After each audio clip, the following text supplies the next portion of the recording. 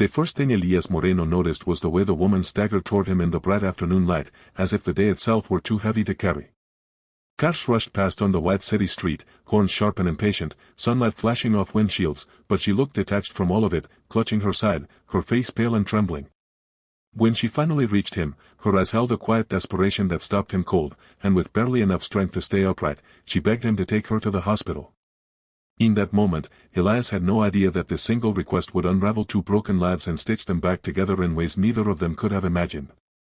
If stories about kindness, second chances, and everyday heroes move you, take a moment right now to like, comment, share, and subscribe to the channel Padres Héroes Reales. Your support keeps stories like this alive and reminds the world that compassion still matters. Elias Moreno was known in his neighborhood as just another struggling single dad. Every afternoon, after picking up his 8-year-old son Mateo from school, he would walk home under the warm daytime sun, carrying groceries in one hand and his son's backpack in the other. People saw a tired man with lines carved deep into his face, lines that came not from age but from responsibility.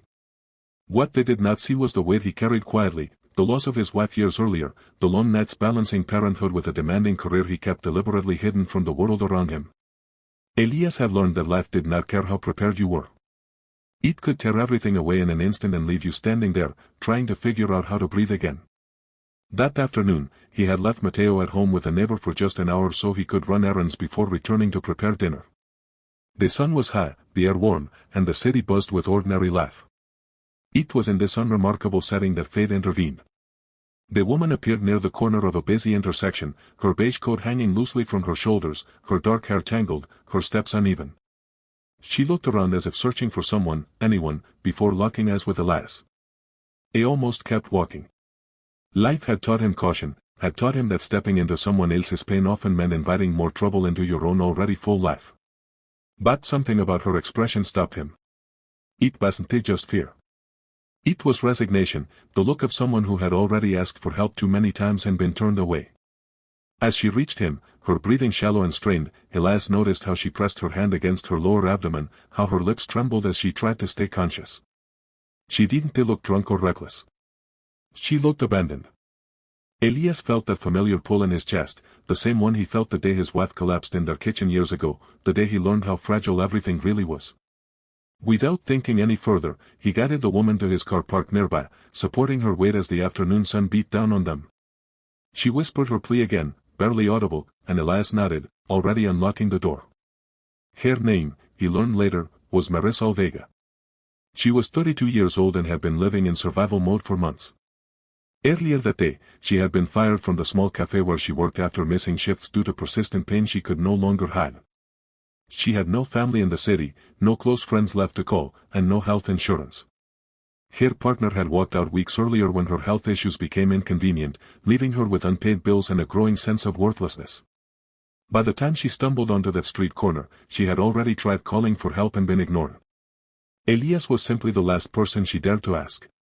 The drive to the hospital felt longer than it was. Sunlight streamed through the windshield, illuminating dust in the air, the city unfolding in sharp, unforgiving clarity. Elias kept his focus on the road, but his mind raced. He monitored her breathing, her color, the way she winced at every bump.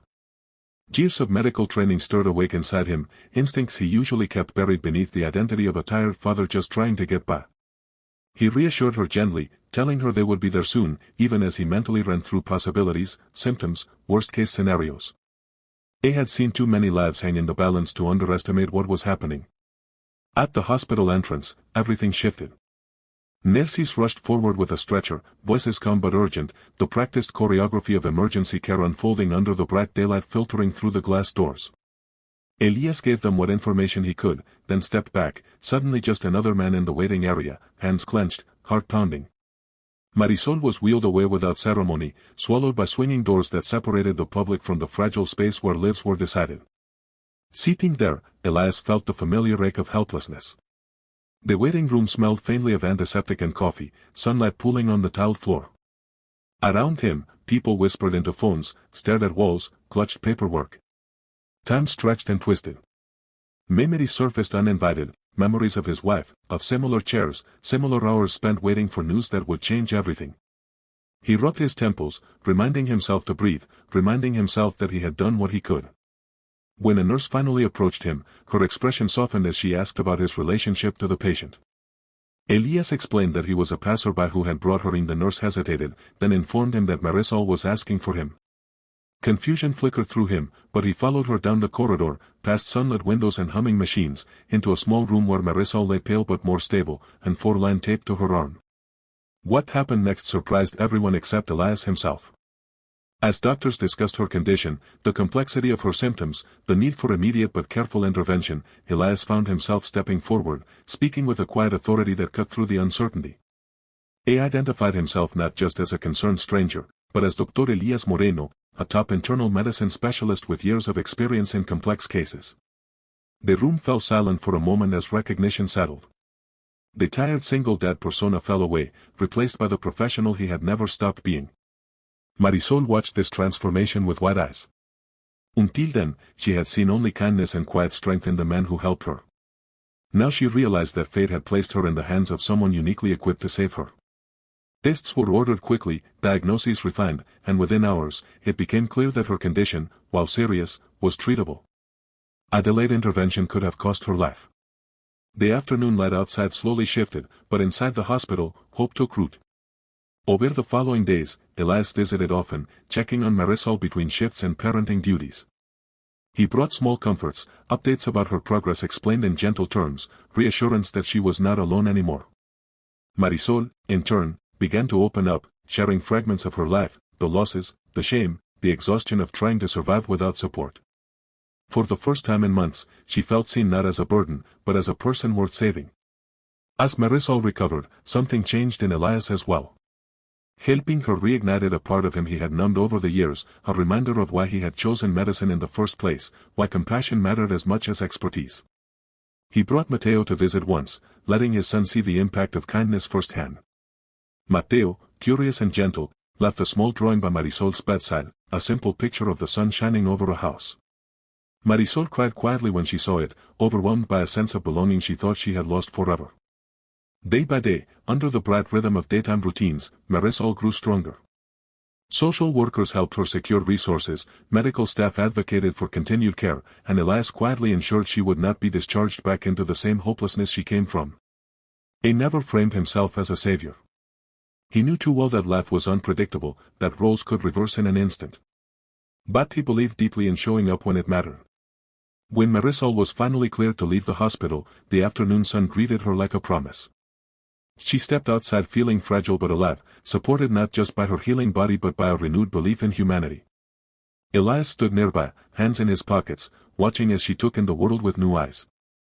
Their lives would continue on separate paths, but something permanent had been forged between them, an understanding that kindness given freely could ripple far beyond a single moment.